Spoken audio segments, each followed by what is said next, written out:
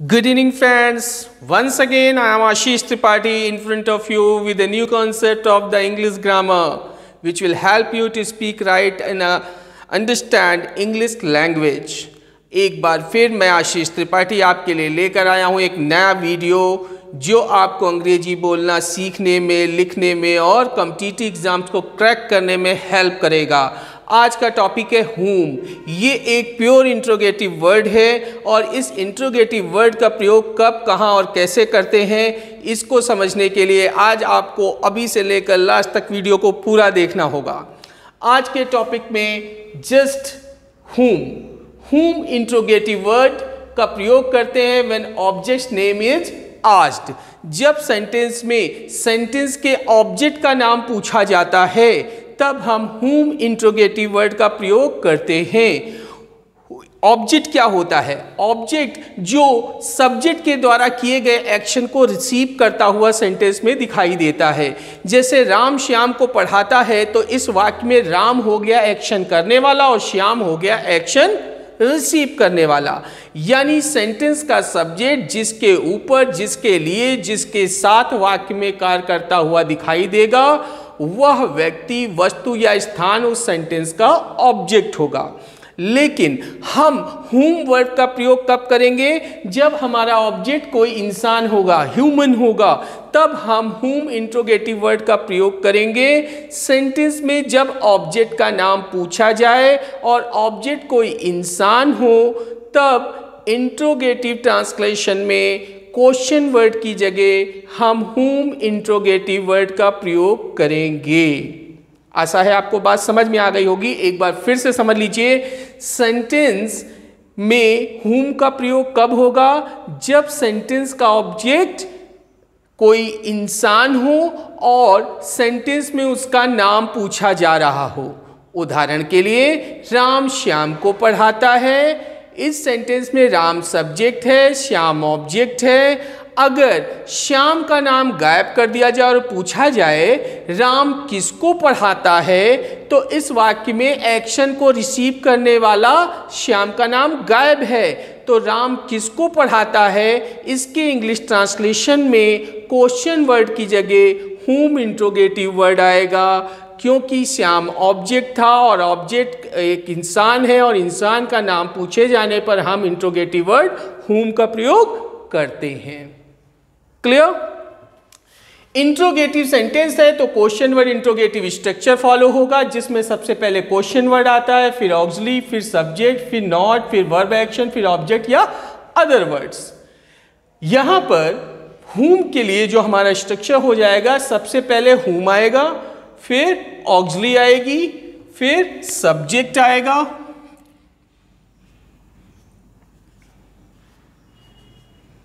फिर नॉट आएगा, फिर वर्ब एक्शन, फिर ऑब्जेक्ट या अदर वर्ड्स।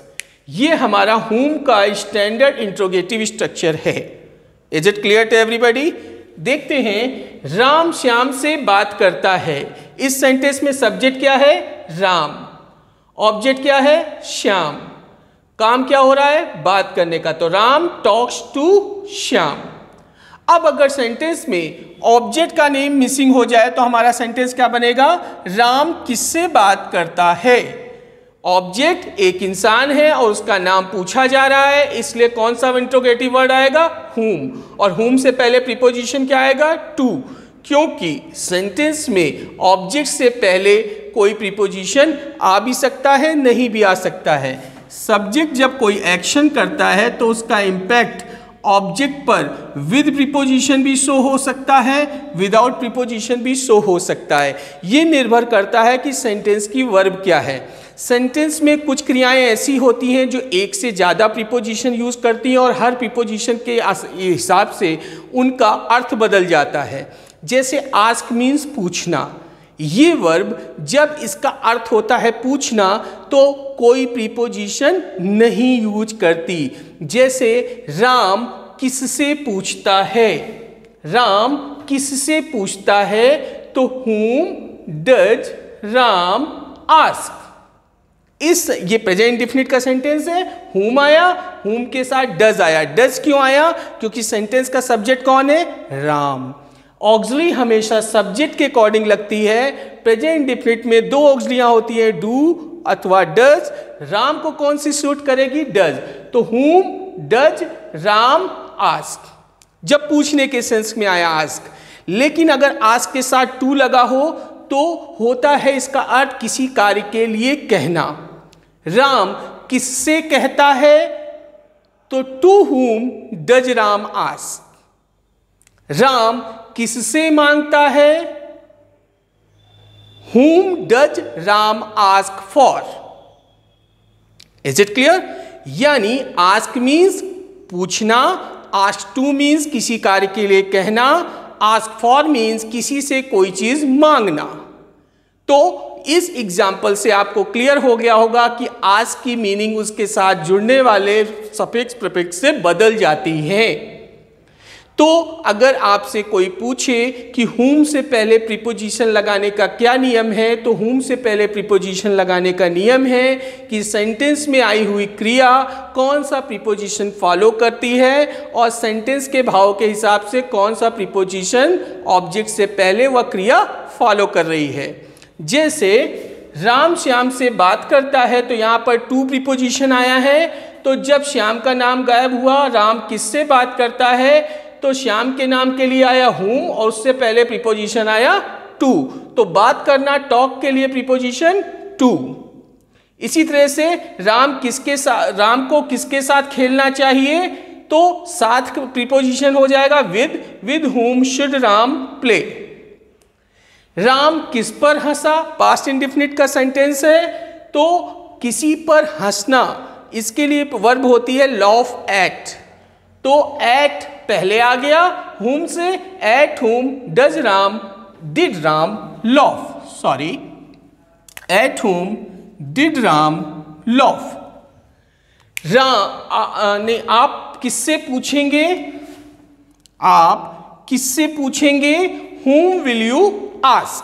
यहां पर ask का मतलब है पूछना, और जब ask का मतलब होता है पूछना तो वो कोई प्रीपोजिशन फॉलो नहीं करता। तो whom will you ask, यहां whom से पहले कोई प्रीपोजिशन नहीं आया। नेक्स्ट, राम किसकी खिल्ली उड़ा रहा है? At whom। खिल्ली उड़ाने की इंग्लिश होती है बिमॉक, और बिमॉक के साथ प्रीपोजिशन चलती है एट।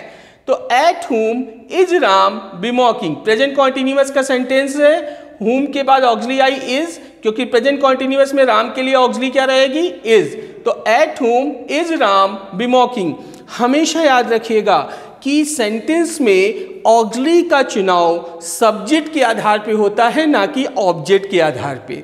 तो अगर आपका सब्जेक्ट राम है तो यहाँ पर इज आई। अगर यह सेंटेंस ये हो जाता, आप किसकी खिल्ली उड़ा रहे हैं? तो एट whom आर यू बिमॉकिंग। मैं किसकी खिल्ली उड़ा रहा हूं? एट whom एम आई बिमॉकिंग।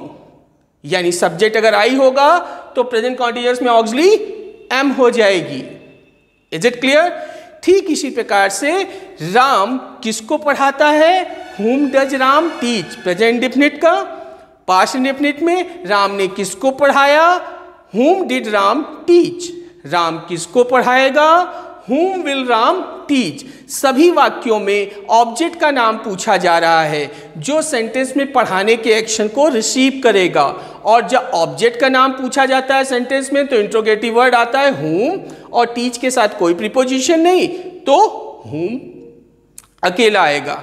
राम किसको पढ़ा रहा है? whom is Ram teaching. Ram किसको पढ़ा रहा था? Past continuous whom was Ram teaching. Ram किसको पढ़ा रहा होगा? whom will Ram be teaching. जब ऑक्सिलरी दो शब्द की होगी तो ऑक्सिलरी के दोनों भी शब्दों के बीच में सब्जेक्ट आएगा। और अगर ये निगेटिव भी है, दो शब्द वाली ऑक्सिलरी और निगेटिव भी है, राम किसको नहीं पढ़ा रहा होगा? तो whom will Ram not be teaching. यानी ऑक्सिलरी के दोनों शब्दों के बीच में सब्जेक्ट पहले, फिर not. whom will Ram not be teaching. Present perfect का एग्जांपल लेते हैं। राम किसको पढ़ा चुका है? whom has Ram taught। Ram किसको पढ़ा चुका था? whom had Ram taught। Ram किसको पढ़ा चुका होगा? whom will Ram have taught। Ram सुबह से किसको पढ़ा रहा है? whom has Ram been teaching since morning। Past perfect continuous Ram किसको सुबह से पढ़ा रहा था? Whom had Ram been teaching since morning? Ram किसको सुबह से पढ़ा रहा होगा? Whom will Ram have been teaching from morning? मोनोलॉजिस की बात करते हैं। राम को किसको पीटना चाहिए? Whom should Ram beat? Ram को किसको पीटना चाहिए? राम सब्जेक्ट हो गया, जिसके ऊपर एक्शन रिसीव होगा उसका नाम पूछा जा रहा है, तो इंट्रोगेटिव वर्ड whom आया, चाहिए आया है, सजेशन का भाव है, तो मॉडल ऑक्सिलरी आएगी शुड। राम को किसको पीटना चाहिए? Whom should Ram beat? Ram किसको पीट सकता है? Whom can Ram beat? Ram को किसको पीटना चाहिए था? Whom should Ram have beaten? Ram किसको पीट सकता था? Whom could Ram have beaten? Ram ने किसको पीट दिया होगा? Whom must Ram have beaten? Ram किसको पीटता होगा? Whom must Ram be beating? Is it clear? इससे पहले अभी हमारे कुछ वीडियोस अपलोड हुए थे जिसमें हम लोगों ने pre plan auxiliary, immediate action auxiliary और कंपल्शन वर्ब का जिक्र किया था। इसके 3 अलग अलग वीडियो हैं, उनको ज़रूर देखिएगा, वो काफ़ी अच्छे वीडियोस हैं, बहुत इंपॉर्टेंट वीडियोस हैं। आशा है आपको वो वीडियो समझ में आएंगे। चलिए उन pre plan auxiliary, immediate action auxiliary और कंपल्शन वर्ब के साथ भी हुम का एग्जाम्पल ले लेते हैं। जैसे राम को किसके साथ जाना है? With whom is Ram to go? Ram को किसके साथ जाना था? With whom was Ram to go? Pre plan का एग्जाम्पल हो गया, प्रेजेंट में भी और पास्ट में भी, इसी दोनों में यूज होता है। इमीडिएट एक्शन ऑक्सिलरी का एग्जाम्पल ले लेते हैं। राम किसके साथ जाने वाला है? With whom is Ram about to go? Ram किसके साथ जाने वाला था? With whom was Ram about to go? Is it clear? आप किसके साथ जाने वाले थे? With whom were you about to go? क्योंकि सब्जेक्ट यू था इसलिए पास्ट इंडेफिनिट में वर ऑक्सिलरी लगेगी। With whom were you about to go? आप किसके साथ जाने वाले थे? अगर कंपल्शन वर्ब का एग्जाम्पल लें, राम को किसके साथ जाना पड़ता है? With whom does Ram have to go? Ram को किसके साथ जाना पड़ा? With whom did Ram have to go? Ram को किसके साथ जाना पड़ेगा? With whom will Ram have to go? अभी तक के जितनी भी ग्रामर हम लोगों ने डिस्कस की उससे रिलेटेड वीडियोस पहले से अपलोडेड हैं। टेंसेस के अलग वीडियोस हैं, मॉडल ऑक्सिलरीज के अलग वीडियोस हैं, इंट्रोगेटिव, असर्टिव, निगेटिव, सब के अलग अलग वीडियोस मैंने अपलोड कर रखे हैं अपने चैनल पर। आप जाइए उनको देखिए। अगर किसी प्रकार की कोई परेशानी है तो कमेंट बॉक्स में अपनी क्वेरी डालिए। हम आपके लिए, आपकी परेशानी में, आपकी क्वेरी के लिए नया वीडियोस भी बनाते रहते हैं और आपकी रिकमेंडेशंस पे उन वीडियोस को अपलोड करते रहते हैं। ऐसा है आज का वीडियो आपको समझ में आया होगा, हुम का कॉन्सेप्ट आपको समझ में आया होगा। फिर से मैं एक बार दोहरा दूं, हुम एक प्योर इंट्रोगेटिव वर्ड है। इसका प्रयोग वाक्य में तब करते हैं जब सेंटेंस का ऑब्जेक्ट कोई इंसान हो और सेंटेंस में उसका नाम पूछा जा रहा हो। तो हम कौन सा इंट्रोगेटिव वर्ड यूज करेंगे? हुम। और स्ट्रक्चर कौन सा रहेगा? Question word interrogative structure. Question word, auxiliary, subject, not, verb action, object. ये लिखा हुआ है हुम के मामले में, इसको इसमें तब्दील कर दिया गया है। हुम, auxiliary, subject, not, verb action, object या अदर वर्ड्स। आशा है ये वीडियो आपको समझ में आया होगा। आप इसका अभ्यास करेंगे, दैनिक जीवन में इसका प्रयोग करेंगे, क्योंकि ये आपकी डेली लाइफ में बोले जाने वाले सेंटेंसेस में बहुत उपयोगी है और इसकी सहायता से आप धारा प्रवाह अंग्रेजी बोलना सीख पाएंगे। आज के लिए इतना ही। नेक्स्ट वीडियो में हम लोग फिर मिलेंगे एक नए टॉपिक के साथ। तब तक के लिए अगर आपको ये वीडियो पसंद आया है तो आप हमारे चैनल आशीष त्रिपाठी टीचर को सब्सक्राइब कर सकते हैं, बेल आइकॉन बटन दबा सकते हैं, जिससे कि आपको आने वाले वीडियोस के नोटिफिकेशंस मिलते रहें। इस वीडियो से रिलेटेड या इंग्लिश ग्रामर से रिलेटेड कोई क्वेरी है आप कमेंट बॉक्स में मेंशन करिए। हम कोशिश करेंगे कि आपकी प्रॉब्लम का सल्यूशन लेकर अपने आने वाले वीडियोज़ में आएँ। आज के लिए इतना ही। अगले वीडियो में फिर मिलेंगे नए टॉपिक के साथ। तब तक के लिए गुड नाइट, शुभ रात्रि, शब्बा खैर, जय हिंद, जय भारत।